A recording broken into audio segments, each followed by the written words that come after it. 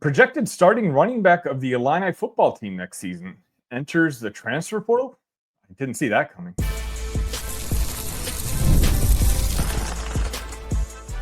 You are Locked On Illini, your daily podcast on the Illinois Fighting Illini. Part of the Locked On Podcast Network, your team every day. Welcome one, welcome all to another edition of Locked On Illini. Thank you all so much for making us your first listen each and every day. Today's episode is brought to you by FanDuel. Right now, new customers can get $250 in bonus bets when your first $5 bet wins. My name is Verma, your host here at Locked On Illini, where I continue to provide you daily coverage. That's right, every single day, including the weekends of our beloved. If you need your conversation all day, every day, there's a link in the description for a Discord where we're about to hit 200 members, 200 Illini fans spread all across the country talking about Illinois. And today's topic was obviously a surprising one. For the most part, there's a lot of basketball discourse going on, but let's just get right in and talk about the big news of the day. Josh McCray, Citrus Bowl MVP, the first high school commit of the Brett Bielema era, and someone who seemed locked in for a big senior season, is now entering the transfer portal. On threes, Hayes Fawcett broke the story that Josh McCray intends to enter the portal. Illinois hasn't confirmed it publicly, but Josh McCray on his own Instagram account did make a post about entering that transfer portal. The shock here isn't about McCray's production. It's when and how this is happening. Less than 2 weeks ago, McCray was gushing with confidence during spring ball, talking about how comfortable he felt, how fast he was playing, how well he knew the offense. He even said, quote, "Right now, I'm in great state of my comfortability. I'm super comfortable right now, executing well and just going out there and playing fast." His position coach, Thad Ward, doubled down, saying this was the best spring he'd ever seen from Josh McCray. So what changed? Before we dive into why, let's talk about what Josh McCray meant to the program. This was Bielema's first high school recruit, a guy who embodied the physical, downhill style Brett wants in the Big Ten. McCray burst onto the scene as a freshman in 2021, rushing for 549 yards. Then came 2 injury-riddled years where we honestly weren't even sure what he had left in the tank. But he bounced back strong in 2024, 609 yards, 10 touchdowns, and a dominant MVP performance in the Citrus Bowl. 114 yards on just 13 carries, 2 touchdowns, averaging almost 9 yards per attempt. That game felt like a turning point. Like McCray was back and ready to anchor the backfield with Fagan and Aiden Lawford, which makes his departure even more confusing. Now, let's speculate a bit, because that's really all we can do at this point. We haven't heard anything one way or the other. There's a few possibilities here. There could be depth chart pressure. Caden Fagan has been ahead of McCray the last couple seasons. He's younger, just as powerful, and maybe a little more explosive. Aiden Lawford gives Illinois more speed, and both were primed to see major carries. McCray also has just 1 year left. Maybe he's seeing if there's a clear running back one opportunity elsewhere, especially in the system where he can be showcased more. And quite honestly, let's be real here. With Josh McCray comes injury risk, and with the environment being involved with NIL as much as it is, maybe McCray's thinking long-term health or trying to cash in on a final year of eligibility. There could be some NIL opportunity we don't know about. In fact, I think very quickly we're going to find out his next destination. And quite honestly, if I had to guess, that's probably what the case is going to be. And lastly, maybe it's just time. He gave 4 years to the program. Maybe he just wants a fresh start. Okay, now let's flip it. What does this mean for Illinois? The sky's not falling, but this does change the equation. Instead of a clear 3-headed monster at running back, now it's the Caden Fagan and Aiden Lawford show with some intrigue behind them. Here's what the depth chart likely looks like now. You have Caden Fagan at 6'3", 250 pounds, thunderous runner with a burst. He's a clear RB1 heading into fall. Aiden Lawford, more lightning to Fagan's thunder, strong finish to the end of the season, and could be a key at third downs and outside runs. Khalil Valentine, sophomore with speed and great quickness. This opens up a real path for him to get touches. And let's talk about Jordan Anderson. He's been working as a tight end, but don't be surprised if they shift him back to running back for depth. I mean, let's be honest here. If you're an Illini football fan, you know that running back room has been almost a bugaboo when it comes to injury. There's also a lot of incoming freshmen coming in. We're talking about John Forster and Cedric Weiss. They arrived this summer. It's early, but with McCray gone, all of a sudden there's more opportunity for snaps. And I will say, if you haven't seen my Cedric Weiss, I think it's Weiss, again, I'm so bad with names, commitment video, scroll back and find that where me and Justin Adams go through Cedric's tape. I think he's got a very bright future for the Illini. Bottom line, Illinois still has a very solid running back room, but they lose experience, leadership, and someone who delivered in the biggest game of the year. Look, this is the new norm in college football. Even when a guy's saying all the right things in spring camp, things can change overnight. Josh McCray gave everything to Illinois. He dealt with injuries, battled back, and capped his run with a Citrus Bowl MVP. That's a legacy that deserves respect. Now it's time to turn the page. The coaching staff has built depth. They've recruited well. And if we know one thing about Brett Bielema, it's that he'll find a way to keep the run game rolling. I'll be watching closely to see how this shakes out. And of course, we'll have a full reaction from Bielema's press conference and more updates right here on Locked On Illini.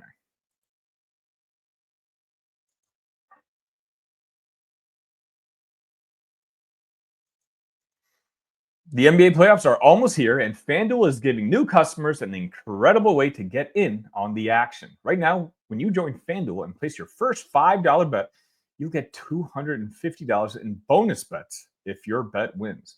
From three-pointers to steals to assists, FanDuel has so many ways to bet your favorite player props. Plus, after the game tips off, you can even combine live prop bets into the same game parlay for a chance to win big. Don't miss out. Head to FanDuel.com and claim your $250 in bonus bets today.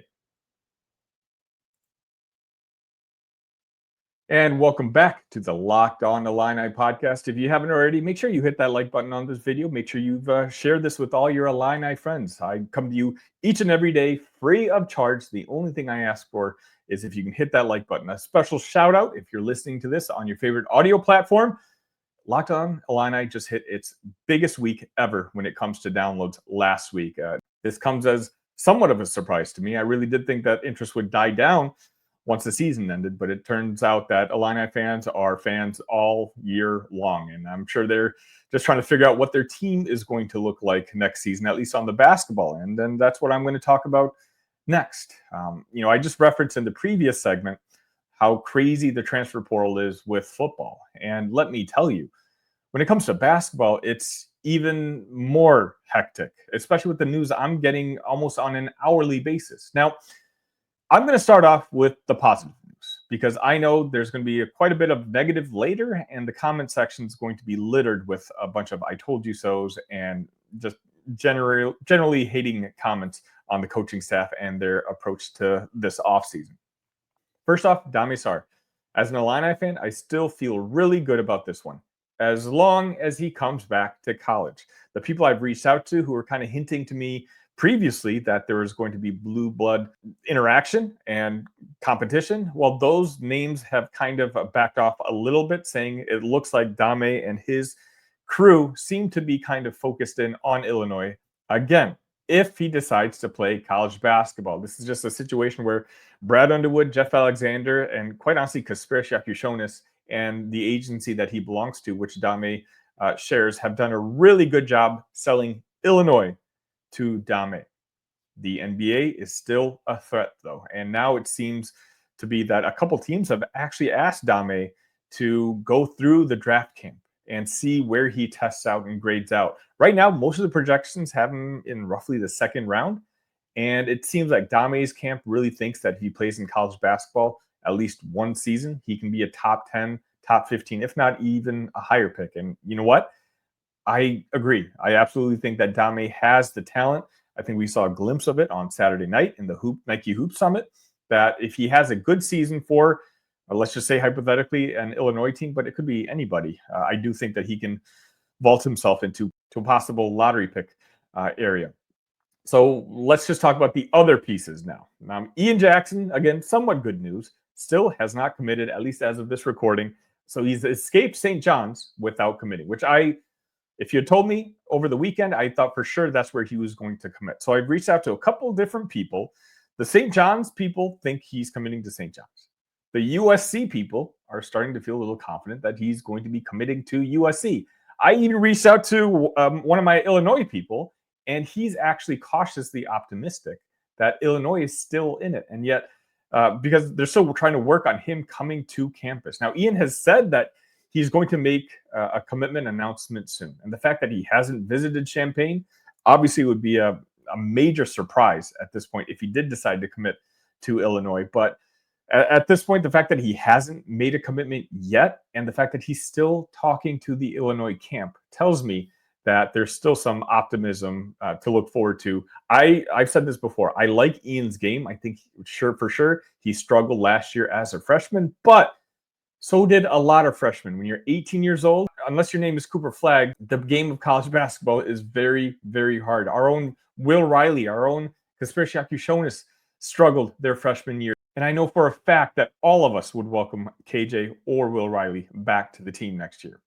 A guy who I found out won't really be welcome back to the team next year is AJ Storr. I made a video a couple weeks ago about him entering the transfer portal and whether Illini fans would entertain the idea of bringing him back. And the answer was a resounding no. And just to give you a little background, it seems like the coaching staff kind of already agreed with you. They've made up their mind. I just don't think the juice was worth the squeeze with AJ. Obviously, he had a very bad season last year with Kansas, and he comes with an outside circle that you kind of have to deal with, not just AJ himself, but just the people around him. And AJ, despite his struggles last season for the Jayhawks, was still commanding a very high NIL dollar amount. And Ole Miss is where he ultimately committed to. Not shocking to me. The SEC, as much as we're going to be talking about NIL, and I'm about to get to this in a minute, the SEC proves that even schools like Ole Miss really have no problems throwing major, major dollars around. So AJ Storr is no longer now. My favorite option in the transfer portal, Washington State transfer guard Cedric Coward announced his Final Four list, and that list includes Duke, Alabama, Florida, Kansas, I guess it's 5, and Washington. The 6'6" senior averaged 17.7 points per game last year, 7 rebounds and 3.7 assists in only 6 games. If you recall, he's the kid that got injured last year.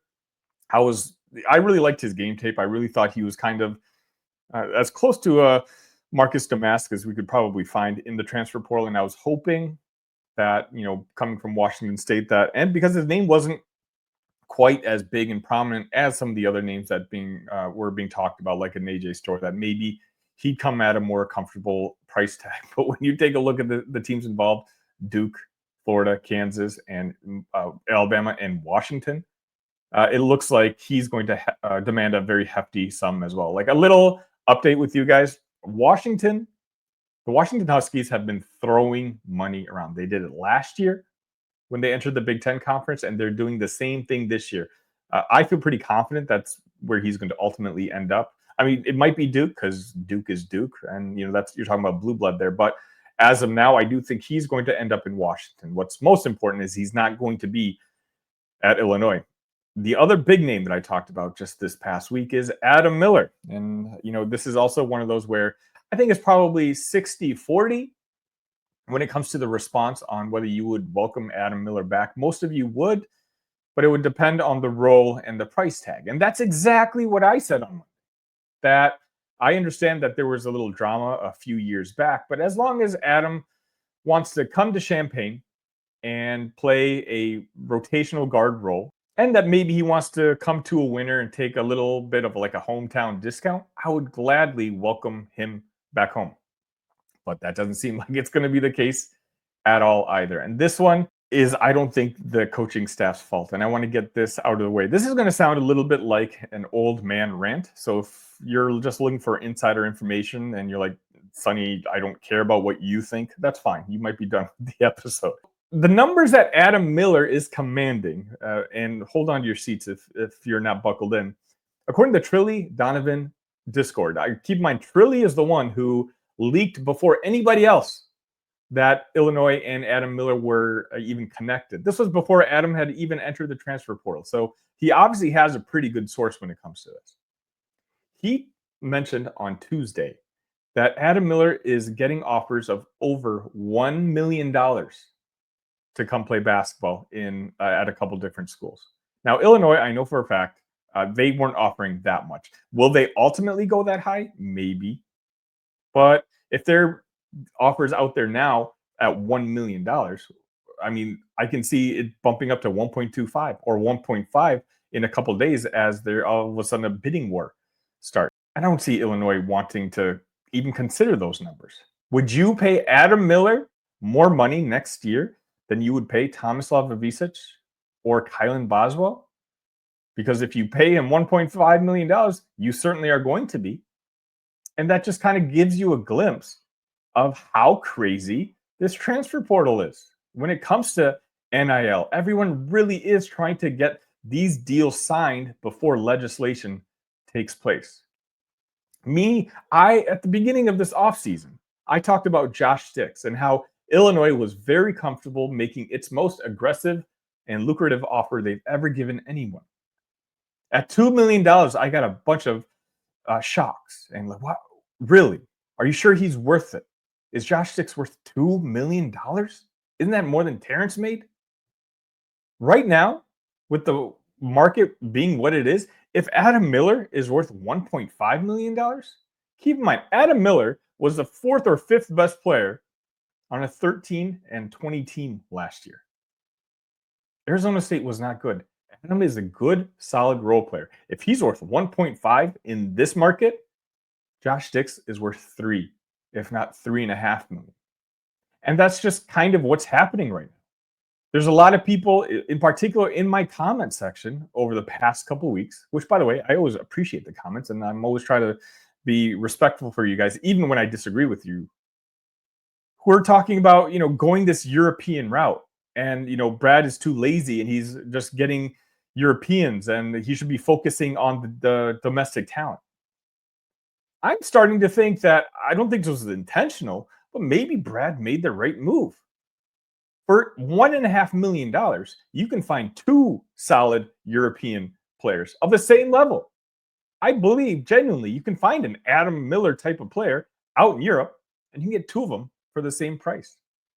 That's why it makes sense to me to maybe hold on to your funds for Adame Sarr. Try to get him in the fold. Obviously, they're still in the Ian Jackson recruiting process. They haven't given up on that. And the fact that they are in that Ian Jackson recruiting process tells me that they still have money. That's not the point. The money is still there because Ian's not going anywhere on a discount. He's going to be paid one of the highest amounts of anybody in this transfer portal. And the fact that Illinois' name is still mentioned with him shows me that the funds are there for Illinois, but they might start being a little bit more selective. And again, when I hear these numbers for what I consider role players, think about it. If you give Adam Miller $1 million, then you're essentially making him your starting shooting guard on next year's roster. And I said on Monday's episode, I'm okay with, not just okay, I'm elated with a guy like Adam Miller being your 6th or 7th man off the bench, rotational, play 20, 25 minutes a game at a nice, decent NIL figure. Let's just say 500,000, 750,000. I think that's a win for all parties involved, especially if Adam continues to shoot the way he shot last year. I think he shot 43% from three-point line. But if you're giving him $1 million, if you're giving him $1.2 million, well, now you're basically guaranteeing him the 2 spot in next year's starting lineup. And now my enthusiasm for bringing Adam to Champaign, quite honestly, dies down a little bit. Now I do think that his ceiling is somewhat limited when it comes to, raising the ceiling of this basketball team next year. We know what kind of player Adam Miller is at this point. There's really no breakout potential with Adam.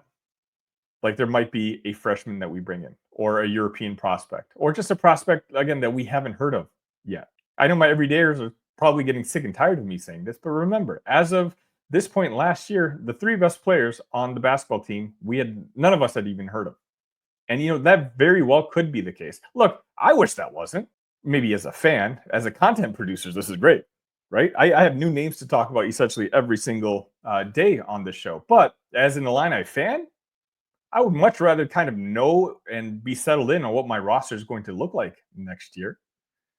But the reality is, right now, it truly is the wild, wild west when it comes to the transfer portal and that NIL. And there's people making NBA level salaries. And the coaching staff right now has some very tough decisions to make. We have, as is, a solid to good in college basketball roster next year. I said this yesterday.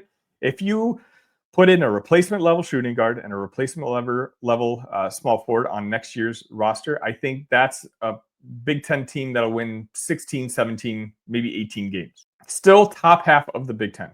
But we all know the key now is just waiting for Brad and waiting for Orlando Antigua to see if they've got another ace up their sleeve. Who that guy is going to be, I don't know. And who knows? Adam Miller still might end up in Champaign. Trilly mentioned also, he followed up saying that if Illinois can come close, Illinois doesn't necessarily have to be the highest bidder, but as long as they can come close to that number, Adam could still see himself in Champaign. But I'm just going to tell you that, when you're talking about the top teams in the country, spending maybe $10, $11 million. And look, Illinois, they're not going to be as high as last year, the biggest spenders. They're still spending a lot of money this year. They spent a lot of money retaining their talent. And they still have some bags that have yet to be spent. But I'm just saying the strategy now with Brad and Orlando is going to be very interesting moving forward. They're being very quiet. And I'm surprised. There's a lot of content creators out there who are wondering why Brad and Orlando are sitting on their hands and why they're not being associated with bigger names in the transfer portal. I'm going to be given a little more credit than that, based clearly just on their history. They're working angles, but they're just not as loose-lipped as they used to be. I would not be surprised if all of a sudden we hear about player X, and this is the first time we hear about him, and 2 days later he signs with Illinois. There's still a lot of back channeling going on. And trust me, it's hard to pay attention to, and it's hard to keep up with. I literally have a notes section in my phone that's just trying to keep track of everything that's happening. But I will say, college sports in general really is mirroring what the professional level looks like. And just my opinion, I don't like it.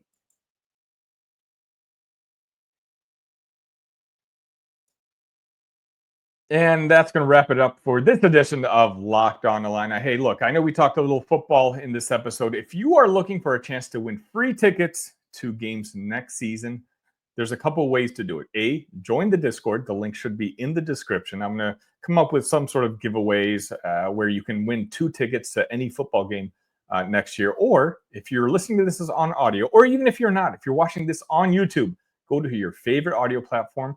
Leave me a 5-star review. Just write something nice in it. Send me a screenshot at talkillini@gmail.com, and I'll automatically enter you in a raffle to win 2 tickets to any football game next season. That's going to just about wrap it up for today's edition of Locked On Illini. Thank you so much for making us your first listen. For your second listen, check out Locked On NFL Draft with Damian Parson and Keith Sanchez.